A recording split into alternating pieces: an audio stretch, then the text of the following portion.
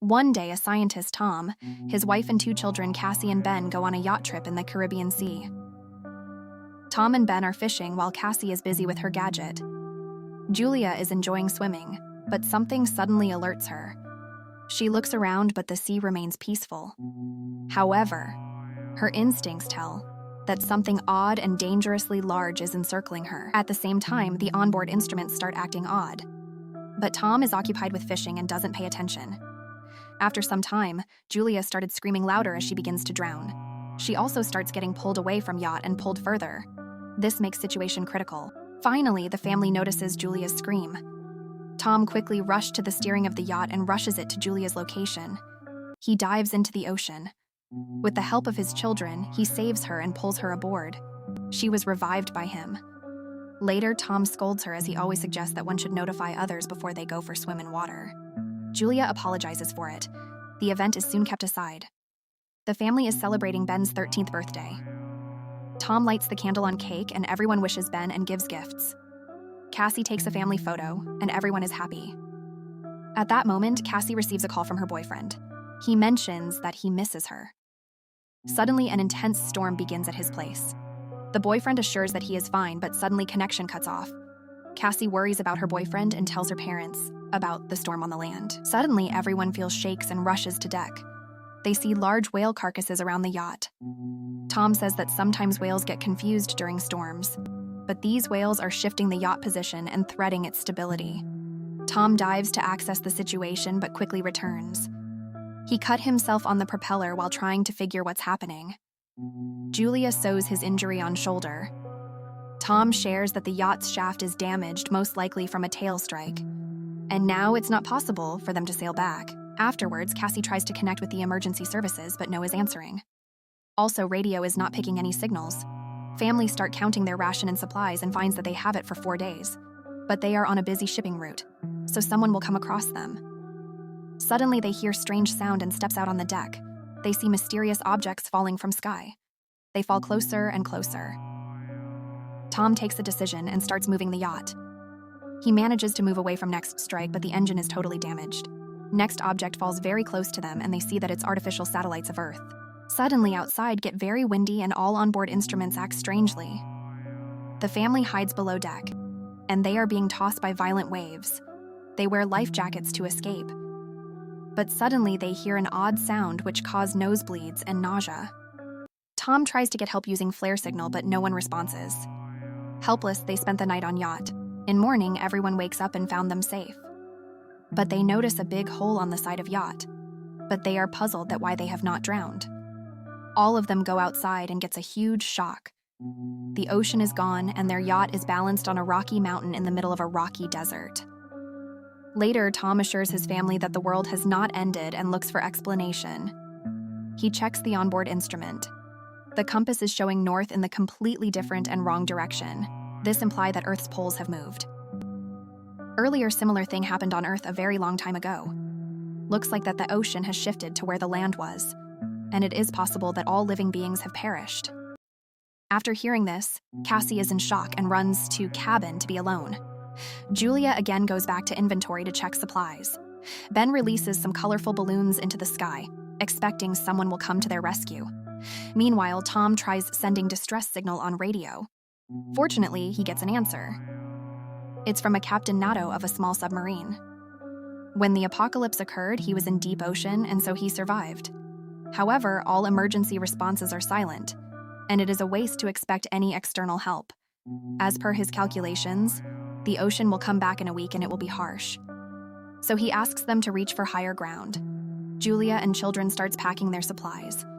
Tom asks the captain that can he save their children.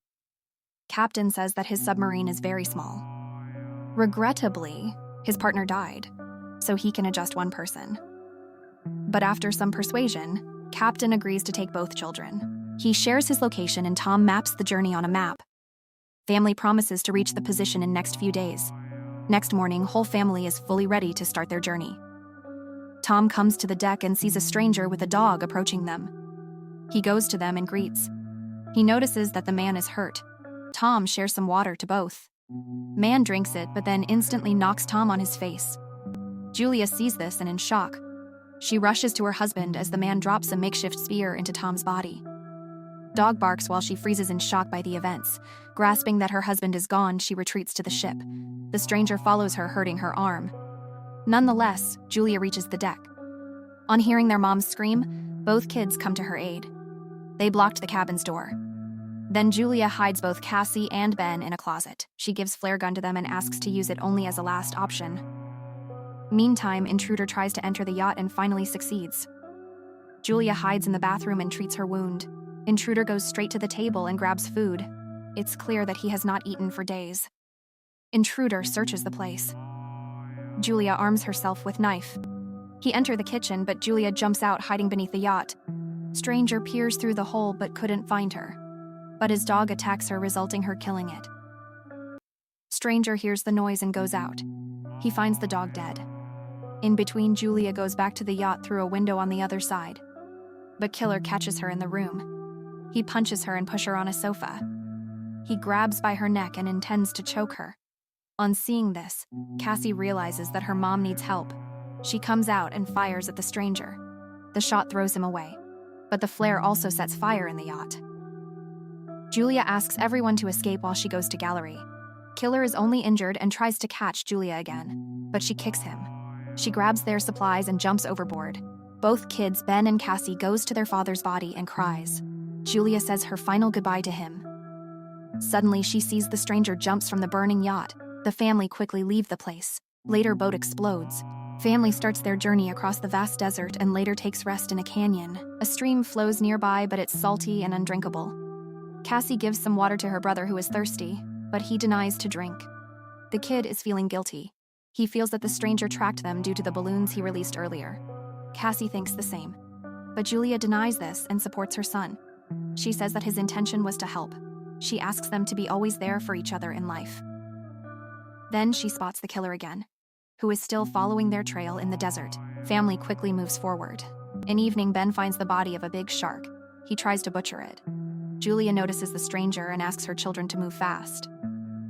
The family comes across a large field of flooded toxic barrels, but still the family decides to move forward regardless of dangerous chemicals as the stranger is still following them. All three walks on the former ocean floor, crossing piles of different trashes being dumped by humans for ages.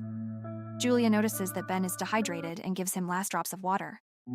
Cassie feels that they cannot survive and have a breakdown, but Julia orders them to keep hold of situation. Later, they find the wreckage of a crashed plane into the sea from long time ago and stops to take rest in it. Julia sees the photo from last night.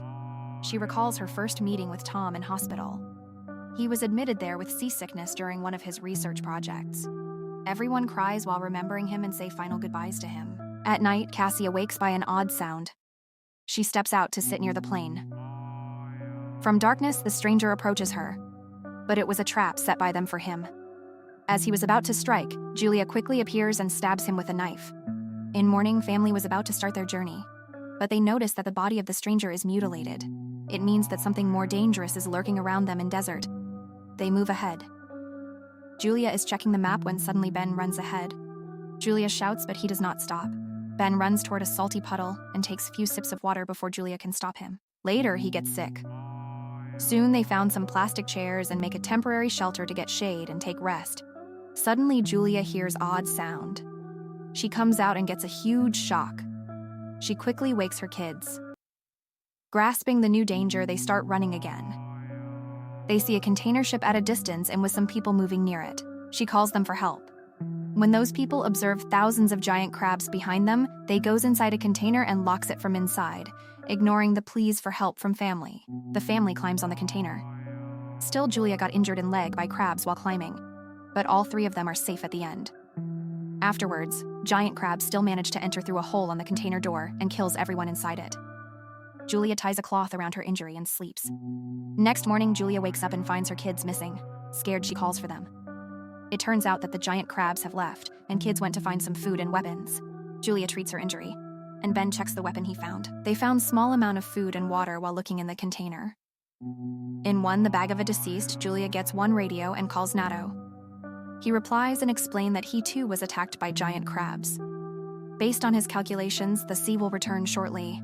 That's why the creatures have come out. Julia requests him to save her children, but she has lost her map and so not sure where to go. Nato uses his flare. Ben notices it, and the family runs towards the direction. Soon they all can see a submarine at a distance, but reaching it is tough as the terrain is a former seabed. Cassie wants to be with her mother, but Julia scolds them and pushes them toward the sub.